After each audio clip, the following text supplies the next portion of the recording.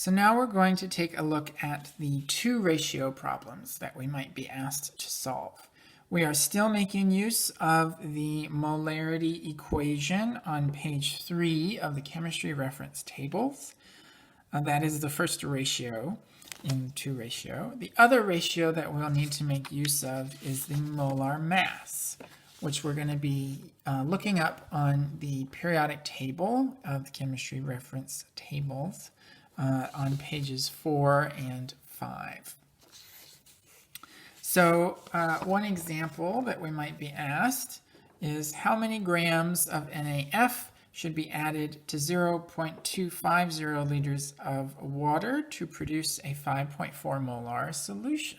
So again, we're being asked to calculate the amount of solute, but now we're being asked to do it in grams instead of in moles. So we got how many grams of NaF, and then our numbers are 0.250 liters and 5.4 molar.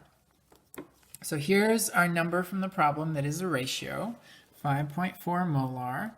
Remember that we can write this as 5.4 moles for every 1 liter of solution.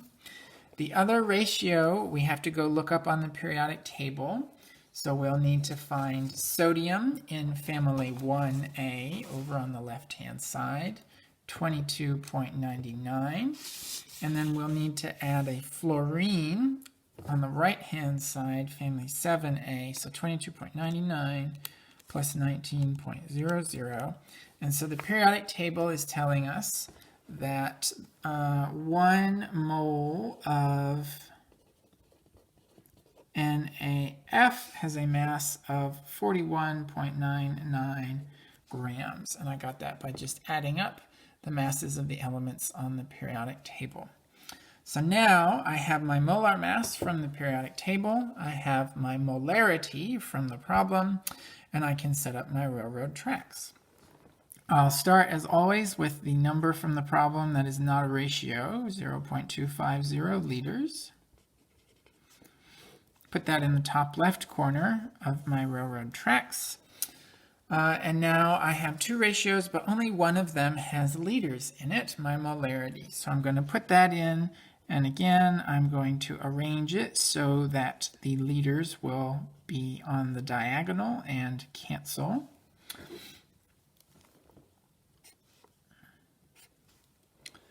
And then I'm going to also put in my second ratio, my molar mass of sodium fluoride. And again, I'm going to arrange it so that my units match on the diagonal. I'll put the 1 mole of NaF on the bottom and the 41.99 grams into the numerator. Again, this will enable us to match units on the diagonal as we need to. So into my calculator, I am going to type 0.250 times 5.4 divided by 1 times 41.99 divided by 1. My calculator says that we need 56.6865 grams in order to do this. We will need to check for significant figures. So 2.250 has 3 significant figures, 5.4 only has 2, so that will give us the 5 and the 6, and then we'll make our rounding decision.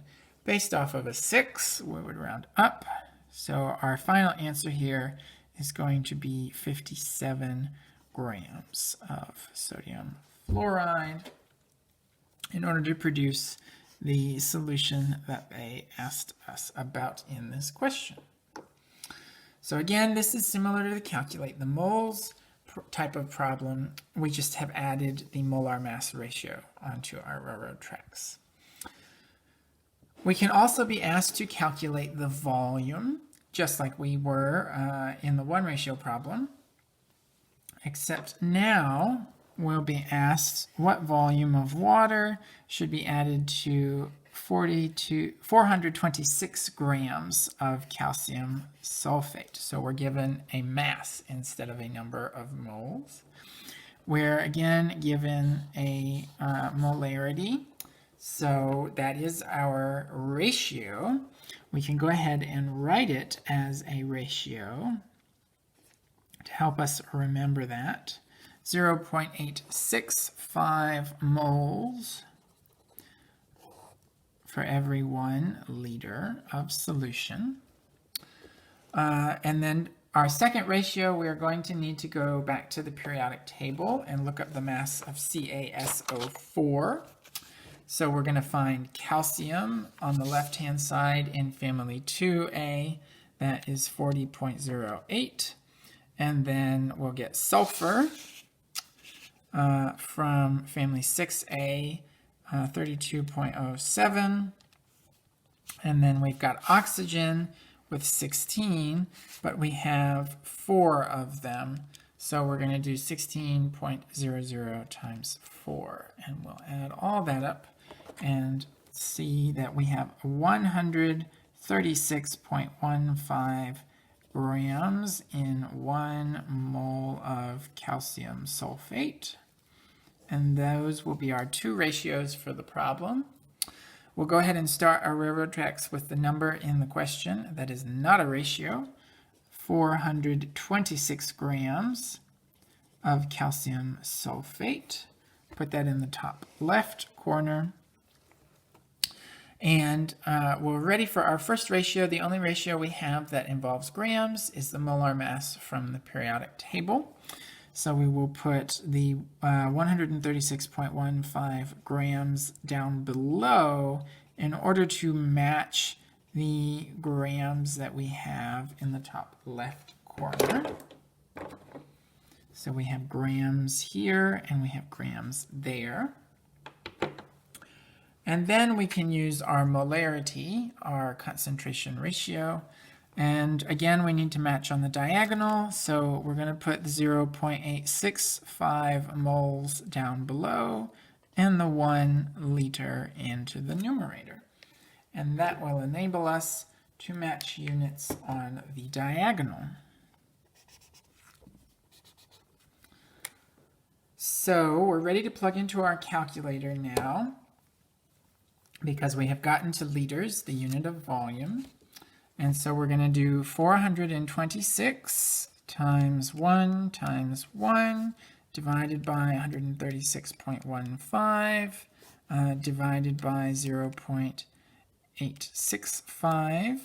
And my calculator says that our volume is going to be 3.61722 liters. We are going to need to round that. We have 3 significant figures on both of our numbers. So we'll have our 3, our 6, and our 1. And then our rounding decision based on the 7 will be to round up. So for our final answer there, we're going to report 3.62 liters as the volume of water needed to create the solution asked about in this question. The final kind of question is again calculating the ratio, calculating the molarity. So we might be asked, what is the molarity of a solution made with 7.945 grams of KCl? We're given the amount of solute in the grams and 0.75 liters of water. So, as always, we are going to go to the chemistry reference tables and find the molar mass ratio of KCl. Potassium on the left-hand side is 39.10, and chlorine on the right-hand side is 35.45. So we'll add those up and get 74.55 grams in 1 mole of KCl. This is a 2-ratio problem, and the second ratio is the answer to our question. It is what we are calculating. So as before, we can start with the moles of solute in the numerator, right? So the formula for molarity is moles of solute over the liters of solution. And that's listed again on page 3 of the chemistry reference tables. And so here we have liters of solution, 0.75, so we can put that in the denominator. And we have grams of KCl. We don't have moles of solute. So there are a couple different ways to approach solving this problem. The way that I do it, and the way that takes up the least amount of space, is to just put the grams that we have in for the moles.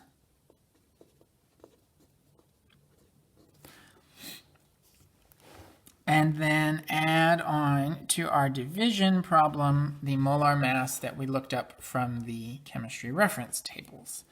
And so when we do this, 74.55 grams in 1 mole of KCl. Now the grams will cancel because they're on the diagonal, and we will be left with moles over liters, which is what we are looking for. Into our calculator, we would type 7.945 times 1 divided by 0.75 divided by 74.55. Our calculator would say that this is 0.142. We only have 2 significant figures, so that would cause us to round down to 0.14 molar as our final answer.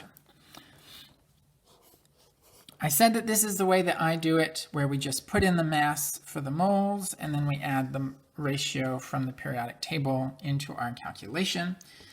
Another way that folks do that is that they do a separate step where they take 7.945 grams of KCl. They use the molar mass to convert that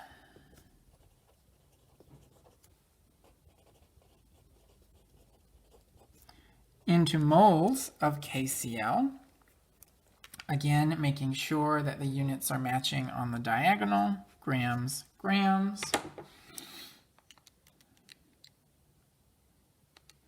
.945 times 1 divided by 74.55. They get a number of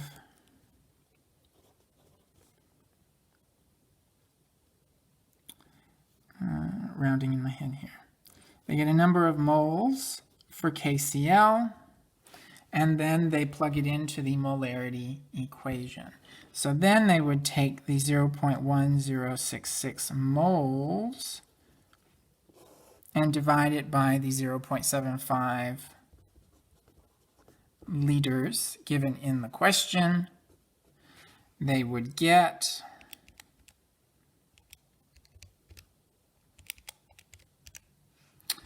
the exact same answer that we got, 0.142, which would then round down to 0.14 molar. So it doesn't matter whether you do your mass to moles conversion separately and then do the molarity calculation. It does take up more space. You can also just put the mass in for the moles and do your calculation all at once and still get the exact same molarity ratio. This does make some people a little uncomfortable because this space that is generally left blank in our railroad tracks has been filled in, has been made use of. So it doesn't really matter which way you do the calculation. It's up to you. As long as you get the correct answer, that's what matters.